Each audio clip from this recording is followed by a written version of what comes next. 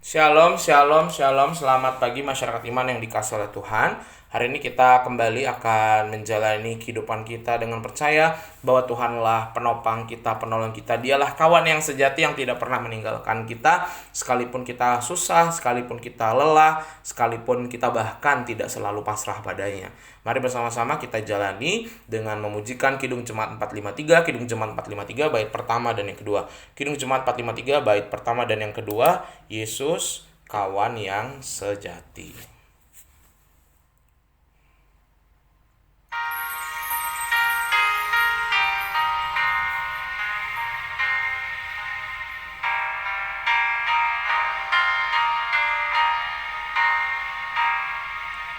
Yesus kawan yang sejati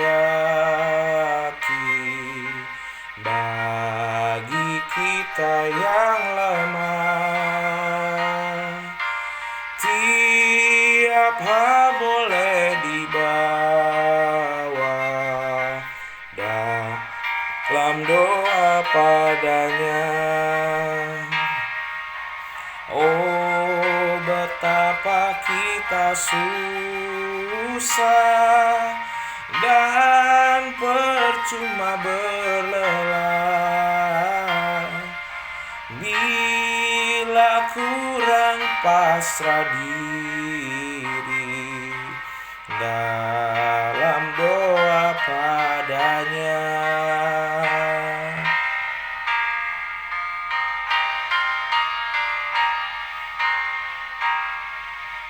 Jika oleh pencobaan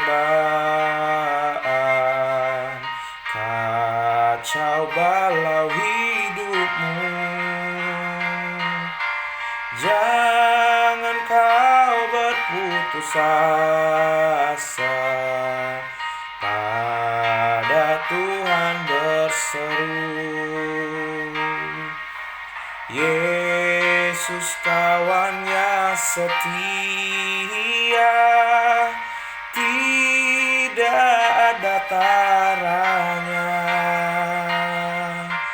Ia tahu kelemahanmu, naikkan doa padanya. Mari kita berdoa.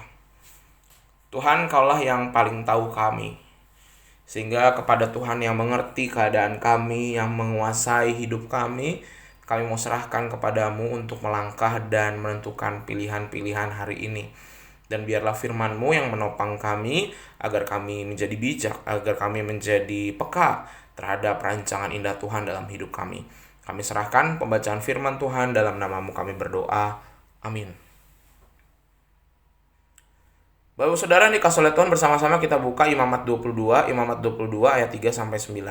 Imamat 22 ayat 3 sampai 9. Imamat 22 ayat 3 sampai 9. Saya bacakan bagi kita sekalian, dengarkan sabda Tuhan.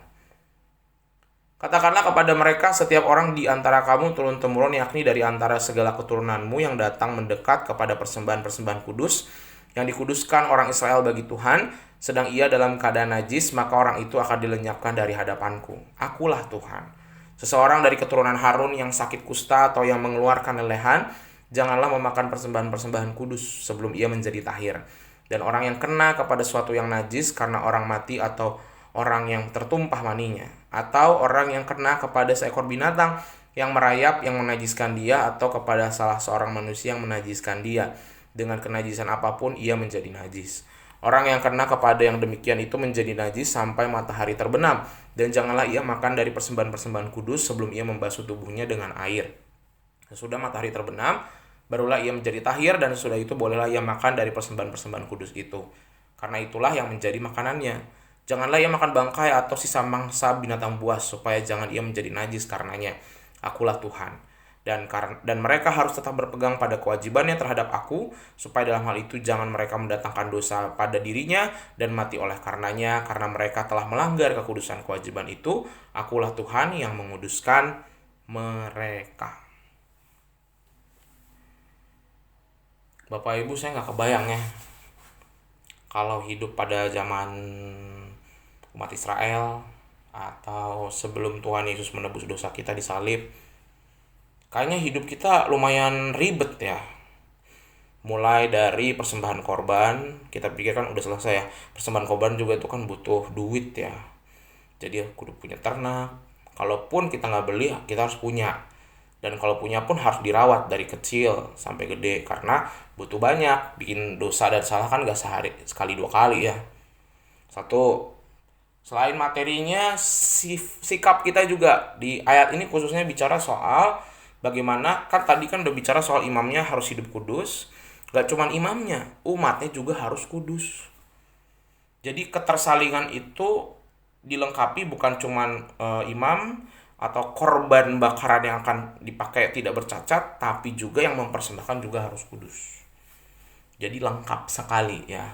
Dan itu pasti kalau menurut saya, aduh, kayaknya ribet banget. Orang mau beribadah aja kayaknya banyak banget aturannya begitu ya. Mau hidup pada masa itu di kemah suci itu ribet sekali.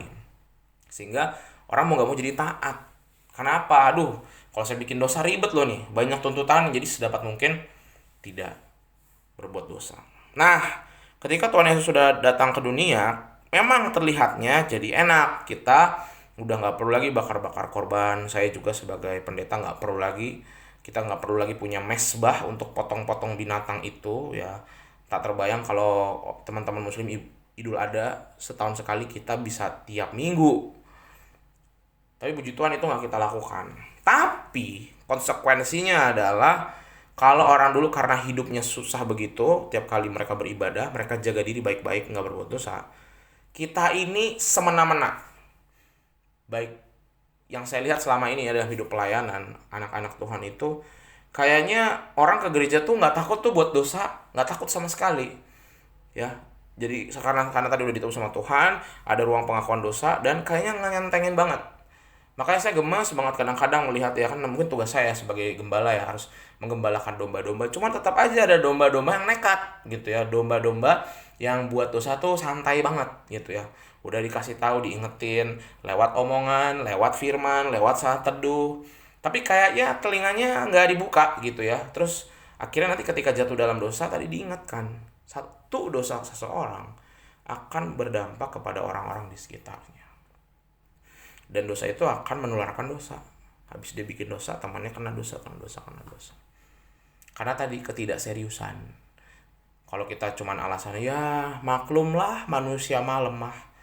Kalau kita mengatasnamakan pemakluman, itu kalau nanti kita sudah bertobat, boleh. Baru bilang, ampuni kami Tuhan, kami orang berdosa, boleh. Tapi kalau belum bertobat, jangan pakai kata-kata itu. Itu sama saja mempermainkan anugerah kasih Tuhan. Tuhan kasih cuma-cuma, terus kita sembarangan, tenang aja buat dosa mah nanti tinggal minta ampun. Saya juga nggak tahu saya buat dosa apa enggak, saya kayak ngerasa nggak berdosa gitu. Pokoknya kalau dalam hati kita udah merasa kayaknya hari ini saya nggak berdosa,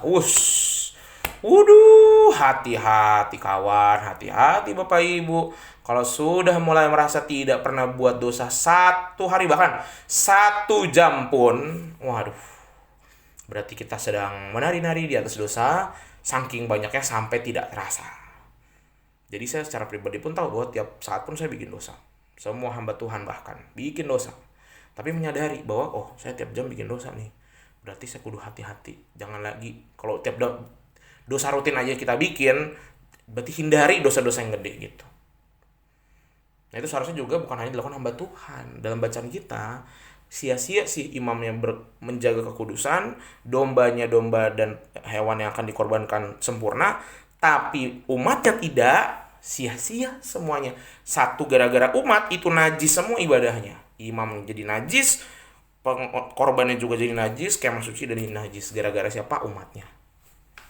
Nah semoga hari ini kita menjadi umat yang kudus. Di pekerjaan jaga diri baik-baik, di keluarga jaga diri baik-baik, di pelayanan jaga diri baik-baik ya. Jauhkan diri dari dosa. Nggak usah urus dosa orang lain, kagak usah. Urus urusan masing-masing saja. Jaga diri baik-baik, hindari dosa, hidup kudus, dan tadi hargai anugerah dan kebaikan Tuhan. Jangan sampai kebaikan Tuhan dan anugerah dicabut baru kita sadar betapa itu adalah hal yang tak ternilai. kita jalani hari ini dengan hidup kudus. Amin. Mari kita berdoa. Tuhan, terima kasih melalui firman-Mu hari ini kami belajar tentang hidup kudus. Ampuni kami kalau kami meremehkan dan menyepelekan kekudusan. Seringkali kami hidup semaunya karena Tuhan Maha Murah, Maha Pengasih, sehingga kami bertindak tidak seperti anak-anak Tuhan. Bahkan kami sering sibuk urus dosanya orang lain. Tuhan, hari ini kami fokus mau urus hidup kami, dosa kami, mau cek kalau kami ada banyak kami minta ampun, kalau ada banyak kami mau ubah secepat mungkin sebelum nanti nafas kami diambil.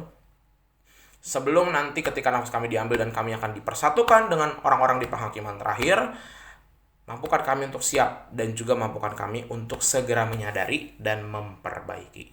Kami serahkan kehidupan kami hari ini dalam nama kami berdoa. Amin. Selamat pagi, Tuhan Yesus memberkati, tetap bersemangat.